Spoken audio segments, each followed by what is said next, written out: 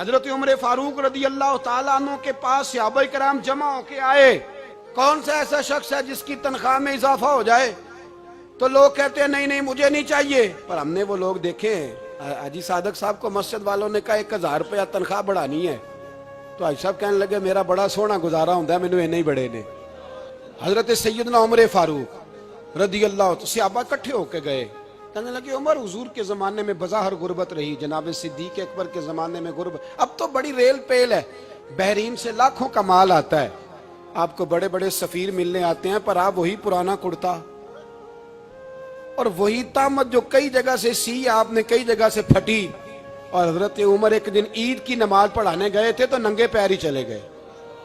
لوگوں نے کہا جوتا, فرمایا ٹوٹ گیا تھا یار, پہننے کے قابل نہیں تھا. فرمایا ننگے پیر آ گئے اور لوگ کیا کہیں گے؟ فرمایا چھوڑو, عمر کے پاؤں ننگے ہیں لیکن عمر کے کردار میں تو کوئی شک نہیں نا, پیر ہی ننگے ہیں نا, کیا ہوا, چھوڑو اس بات کو.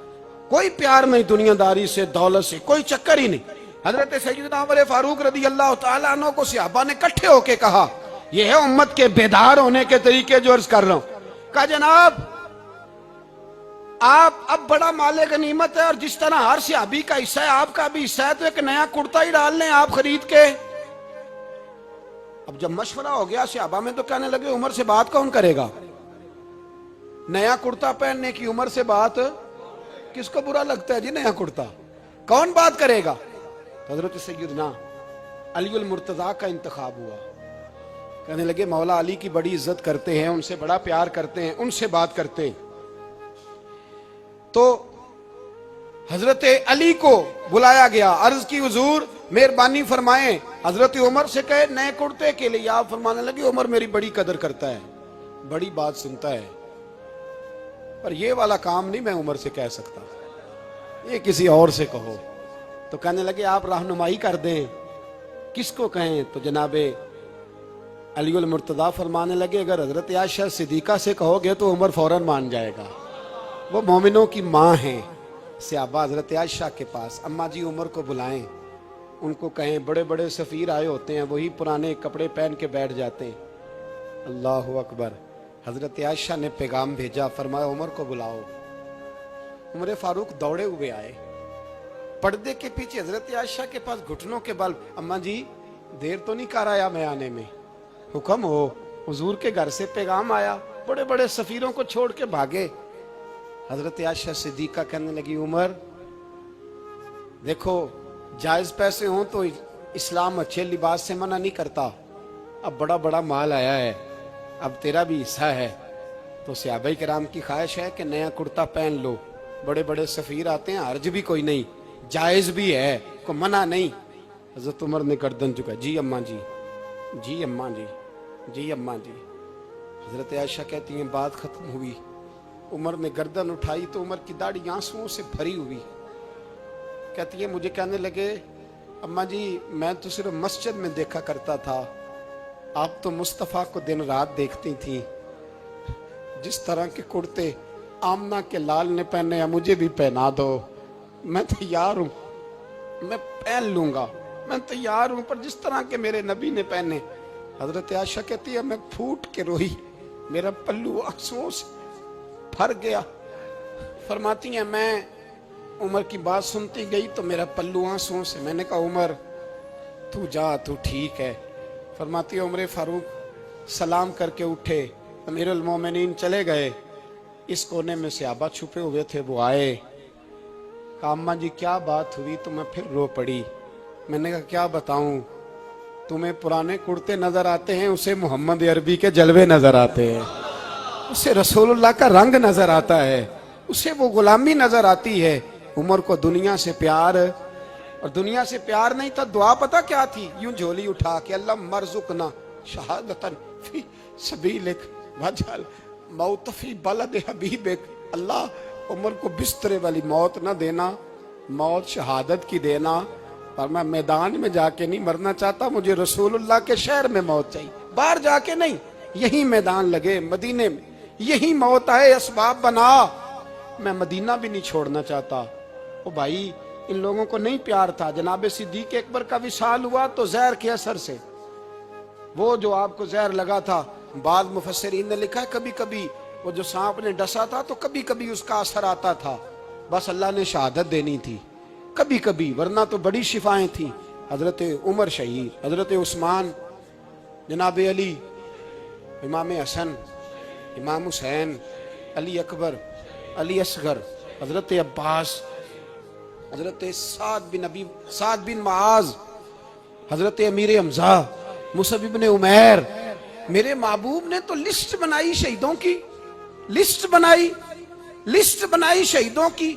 शहादत से प्यार किया रसूलुल्लाह सल्लल्लाहु अलैहि वसल्लम के गुलामों ने, प्यार किया शहादत से, इसीलिए तो काफिर उठ नहीं सका कि शहादत से हजरत साद बिन मुआज रदी अल्लाह तआला अन्हु को जख्म लग गया, जंग से जिंदा आ गए लेकिन जख्म है, रो के कहने लगे महबूबा सारे शहीद हो गए, मैं ऐसे ही रह गया। हुजूर ने फरमाया नहीं, रब तुझे भी शहादत की मौत ही अता फरमाएगा। उसी जख्म में पर्दा हो गया। मेरे भाई हजरत अमर बिन जमू रदी अल्लाह तआला अन्हु 4 बेटे लेके ओहद के मैदान में आए, कहा महबूबा मेरे 4 ही थे, मैं सारे ले आया हूं, सारे ही कबूल है? और मैं ठीक है। फिर खुद भी जीरा पहन ली, एक टांग से लंगड़े थे, टांग छोटी थी। हुजूर ने फरमाया तूने क्यों लिबास पहन लिया है? कहा हुजूर मैंने भी तो जिहाद पे जाना है ना। तो हुजूर ने फरमाया तेरे 4 बेटे जो जा रहे हैं।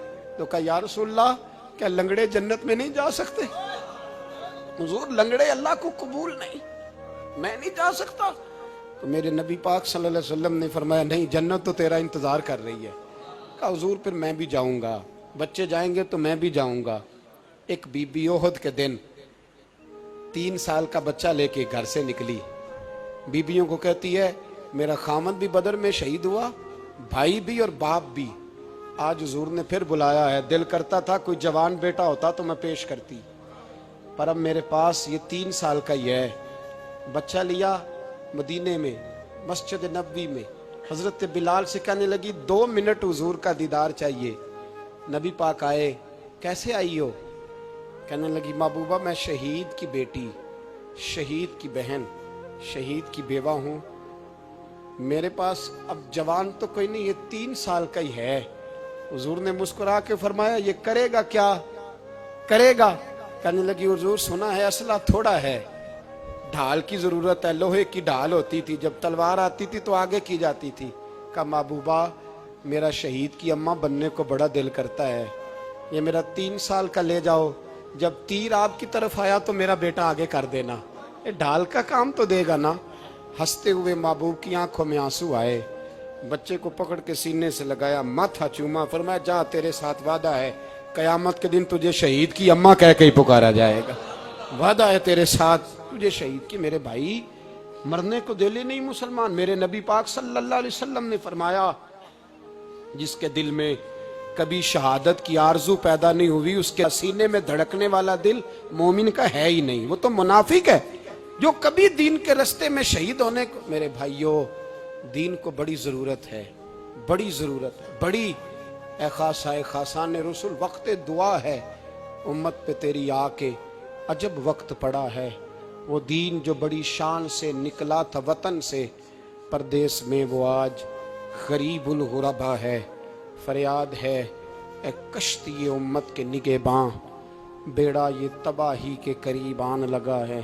और एक शायर कलम तोड़ गया, कहने लगा तुझसे फरियाद है ए गुंबद खजरा वाले, तुझसे फरियाद है ए गुंबद खजरा वाले, काबे वालों को सताते हैं कलीसा वाले। तुझसे फरियाद ए गुंबद खजरा। अपने अंदर दीन का दर्द पैदा करो, ज़ौक़ पैदा करो, मुसलमान बन के जीना सीखो। जब कोई बरादरी पूछे तो कहो मैं मुहम्मदी होता हूँ, मैं मुस्तफ़वी होता हूँ, मैं रसूलुल्लाह का गुलाम होता हूँ, मैं पहले मुसलमान हूँ, बाकी कुछ बाद में हूँ। खुदारा अपने घर में पर्दा कराओ, खुदारा रिज़्क़ हलाल खाओ। अगर पर्दे ना हो, रिज़्क़ हलाल ना हो तो जज्बा जिहाद पैदा नहीं होता। खुदारा अपने अंदर इनकलाब बर्पा करो, दीन के लिए जीना सीखो।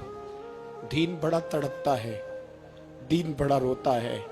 रसूलुल्लाह आज तजारत करने वाले मिलते हैं, आज सियासत करने वाले मिलते हैं, दीन वाले नहीं मिलते, दीन के दर्द वाले नहीं मिलते। अपील है आपसे, आज रात 2 नफल पढ़ के और कुछ ना हो सके तो मुसलमानों के लिए दुआ ज़रूर कर देना, उनके लिए दुआ ज़रूर कर देना। ने आपको बेदार करो, बेदार करो। भाई मैं तो, हम तो आज तक इसलिए डर रहे हैं कि हमारा चेहरा ही नबी पाक जैसा नहीं बन सका, तो दाढ़ी रखने में भी हम डरते हैं, नमाजी बनने, मस्जिद आबाद करने में, मुसलमान कहलाने में भी तक खौफ है। तो बतलाओ ना, इससे आगे बात कब चलेगी?